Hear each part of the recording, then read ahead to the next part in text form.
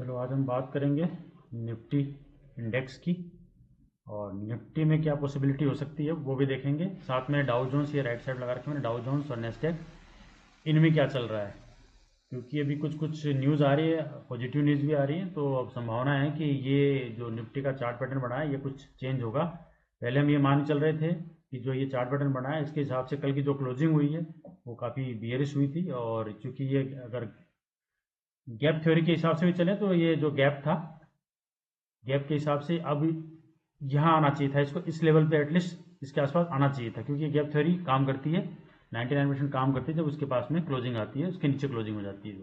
लेकिन अब चूंकि जब न्यूज़ कुछ चेंज आती है तो इन पे भी इम्पेक्ट पड़ता है, तो ये थ्योरी हो सकता है कल फेल ही रहेगी। मेरे हिसाब से तो ये फेल ही रहेगी कल, उस मंडे को, यानी कि आज सैटरडे है, यानी मंडे को 26 तारीख को ये हो सकता है कि ये इस थ्योरी को आज फेल करके, और ये ऊपर, ये जो आपका ब्रेकआउट पॉइंट है 25,250 के आसपास में से लेके 25,320, यानी इसको ब्रेकआउट कर देगा। गैप अप खुलेगा, उसको ब्रेकआउट भी करेगा, और उसके बाद में ये हो सकता है इस तरह का पैटर्न बनाए, यहाँ से गैप अप खुले और ये इस तरह से घूमे, और फिर उसके बाद अगले दिन या 2 दिन में 3 दिन में इस तरह से निकल जाए ये।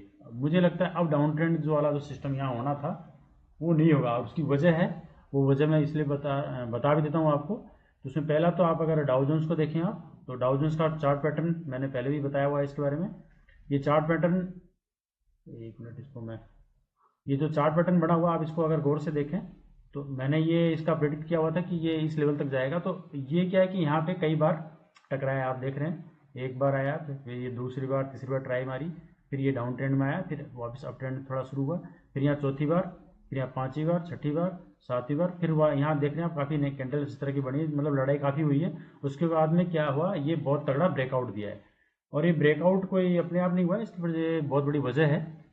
वजह जो है वो मैं बाद में बताऊंगा। इसके बाद हम देख लेते हैं एक बार कि पहले इसी को समझ लेते हैं कि इसमें क्या होना है। अब चूंकि ये ब्रेकआउट बहुत सॉलिड हुआ है, तो अब ये हो सकता है कि एक बार ये रिट्रेस कर ले, थोड़ा सा हो सकता है कि रिट्रेस करके यहाँ तक आए, मान लो यहाँ खुला है तो थोड़ा बहुत ऊपर जाके थोड़ा बहुत नीचे आए, हो सकता है। उसके बाद फिर धीरे धीरे चलना शुरू हो जाएगा।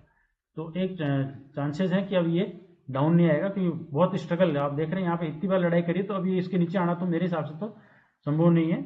और दूसरा है नेस्डेक, तो नेस्डेक को भी देखें तो ये भी बहुत अच्छी कैंडल बनाई है इसने, और ये तो 300-400 पॉइंट ये भी प्लस रहा है। तो मुझे उम्मीद है कि अब, क्योंकि ये ब्रेकआउट तो पहले कर चुका था, तो अब ये इस ऊपर वाले लेवल के लिए जाएगा जो कि 25,600 के आसपास में। और डाउ जोन्स में जो था वो था उसका लेवल, वो था 53,465, यानी काफ़ी अच्छा गैप है इसके अंदर। और चांसेस पूरे हैं कि ये इस गैप को अगले 2-4-6 महीने में पूरा करेगा, मुझे ये उम्मीद है। बाकी हो सकता है कि थोड़ा बहुत बीच में कोई गलत न्यूज़ आ जाएगी तो थोड़ा बहुत ऊपर नीचे होगा, लेकिन अब इसके नीचे आने के चांसेस मेरे हिसाब से नहीं है। और ये क्यों हुआ ये मैं बता देता हूँ। ये हुआ इसलिए कि परसों जो पावेल साहब की मीटिंग थी उसमें उन्होंने बहुत पॉजिटिव बातें करी, और उसमें मेन दो चीज़ें थी। पहला तो ये था कि पावेल साहब ने बोला कि जी जो अगला नेक्स्ट 17 या 18 तारीख को जो भी वो मीटिंग होगी उसमें रेट कट होगा, यानी रेट कट होगा तो ऐसा नहीं कि 0.5 होगा, 0.25 होगा। और वो इतना बहुत है इनके लिए। तो मार्केट क्या सेंटिमेंट पे काम करता है, ये सेंटिमेंट इनके लिए बड़ा पॉजिटिव लगा, और इसके बाद से ये बहुत अच्छा ब्रेकआउट भी हुआ, इसलिए यहाँ देख रहे हो अब स्ट्रगल काफ़ी हुआ है यहाँ पे भी, और उससे पहले भी काफ़ी हुआ है। तो ये ब्रेकआउट बहुत अच्छा हो गया है। और दूसरा एक बोला था कि जो इन्फ्लेशन का डेटा है वो कंट्रोल में है, और आगे भी कंट्रोल में रहेगा, ये उम्मीद है। तो इसलिए अब ये मार्केट ने पहले उसकी खुशी मना ली है। तो पावेल साहब की एंट्री हो चुकी है और ये दोनों बढ़ चुके हैं। अब इसके बाद हमारे में क्या है, तो हमें तो क्या है कि वो खरबूजे को देख के खरबूजा रंग बदलता हुआ वाली कहानी है। ट्रम्प टैरिफ की वजह से ये थोड़ा बहुत नीचे चल रहा था, और ये नीचे आता भी, लेकिन वो दोनों है ना, अगर वो दोनों चढ़ेंगे तो ये भी चढ़ेगा, बहुत ज़्यादा नीचे नहीं आने वाला। तो अब मुझे लगता है कि ये गैप अप भी खुलेगा ये भी, और बड़ा अच्छा इसमें भी चाल दिखेगी। और इसमें एक गुड न्यूज़ अपने लिए भी है कि पहले पीएम साहब ने बोला था कि ये जो जीएसटी की जो रेट कट होंगे हैं, मतलब टैक्सेस जो थे वो 28% और जो 18% पे लाने थे, 2 स्लैब बनाने थे 4 की जगह, तो वो 2 स्लैब वाली जो घोषणा होनी है वो दीपावली के आसपास में होकर थोड़ा पहले हो जाएगी, थोड़ा पहले, काफ़ी पहले हो जाएगी। अभी जो लेटेस्ट न्यूज़ उसके हिसाब से जीएसटी काउंसिल की मीटिंग है वो 3-4 सितंबर को ही हो रही है, और अगले 10-12 दिन के अंदर इसकी घोषणा हो जाएगी, ये कंफर्म है।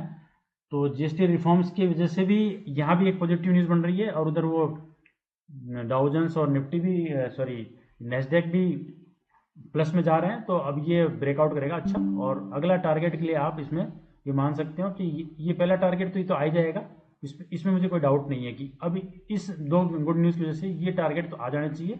और बाकी बची टॉप पे जाने की, तो ये जो मैंने पहले भी बताया था अभी भी बता रहा हूँ मैं कि ये लेवल्स आएंगे, आप इंतजार कीजिए साल 1.5 साल, लेकिन ये आएंगे ज़रूर। अब कोई डाउट नहीं है कि ये नीचे जाएंगे। और बाकी रही टैरिफ की, तो टैरिफ का जो ट्रम्प का टैरिफ है वो ऊपर नीचे होता रहेगा, कोई बड़ी बात नहीं है, आखिर में कहीं ना कहीं तो एडजस्टमेंट होगा। तो जीएसटी काउंसिल मीटिंग का बहुत अच्छा फर्क पड़ेगा। और वो आनंद फानंद में इसलिए भी करना पड़ा इनको क्योंकि जो एसी वाले जो कंपनियां हैं या टू व्हीलर वाले हैं या कार वाली जो कंपनियां, उन पर 28% जीएसटी है। और वो जीएसटी अब 18% होने की बात हो रही है, तो लोगों ने क्या हुआ, बुकिंग करनी कैंसिल कर दी, या जो लोग शोरूम में भी जा रहे हैं तो गाड़ियां बुक नहीं करवा रहे हैं, सिर्फ घूम फिर के आ जा रहे हैं, पसंद करके आ जा रहे हैं लेकिन बुकिंग नहीं। तो उससे क्या हुआ कि बुकिंग पे और सेल पे बहुत ज़्यादा इम्पैक्ट हो रहा है। तो 2 महीने में तो कंपनियों को बहुत ज़्यादा नुकसान हो जाएगा। इस वजह से उन्होंने फिर बातचीत करी और उसके बाद में ये डिसीजन हुआ कि ये मीटिंग 3-4 तारीख को करेंगे और जल्दी इसकी घोषणा करेंगे। 5-7-10-12 दिन के अंदर अंदर इसकी घोषणा हो जाएगी। तो आप अगर कोई स्टॉक खरीदना चाहते हैं तो मेरी तो ये राय है कि आप जो मोटर व्हीकल वाले कंपनियां हैं उनमें आप अपना ध्यान लगाएं और देखें कहाँ पे किस लेवल पे एंट्री हो सकती है। मैं उनके बाद में वीडियो बना दूंगा कल या परसों में, अगर उसमें कुछ गुंजाइश होगी तो मैं बताऊंगा कि इस लेवल पे आप ले सकते हैं, अदरवाइज मैं नहीं बताऊंगा अगर चांसेस उसमें नहीं लग रहे होंगे। हालांकि जंप वो भी करेंगे, लेकिन चूंकि मैं जो सस्ती कंपनियां होती सस्ती रेट में जो मतलब डाउन ट्रेंड में डाउन में होती हैं, जो 30% से 70% नीचे होती है, मैं उन्हीं में इन्वेस्टमेंट की कार्रवाई करता हूँ, बाकी में मैं नहीं करता हूँ। क्योंकि ब्रेकआउट वाला लेवल में मैं कभी भी नहीं जाता, क्योंकि मेरा जो स्ट्रेटेजी है आप यहाँ देख सकते हैं, learn investing without stop loss. जब मैं स्टॉप लॉस नहीं लगाता हूँ तो फिर ब्रेकआउट में तो क्या होता है कि आपको स्टॉप लॉस लगाना कंपलसरी होता है, अदरवाइज आपका नुकसान होता है। तो मैं जब पहले ही नीचे उठाता हूँ तो मुझे ब्रेकआउट में लेने की जरूरत नहीं होती। अगर मेरी बात ठीक लग रही हो तो आप मेरे इस चैनल को सब्सक्राइब कर सकते हैं, इन्वेस्ट ट्रेडर्स को। और अगर आप किसी स्टॉक में फंसे हुए हैं और या एवरेजिंग करना चाहते हैं, बेचना चाहते हैं, होल्ड करना चाहते हैं, तो आप मुझे इस व्हाट्सअप नंबर पे अपने उस शेयर के बारे में लिख के भेज दीजिए कि मेरा ये शेयर है और इसमें इतनी क्वांटिटी है, इस रेट पे। तो मैं आपको उसमें जानकारी दूंगा कि किस लेवल पे आपको बेचना है, खरीदना है, होल्ड करना है, या फिर कुछ भी नहीं करना है। तो जैसा भी आपको ठीक लगता है तो आप इसको लाइक भी कर सकते हैं और सब्सक्राइब करना ना भूलें। Thank you.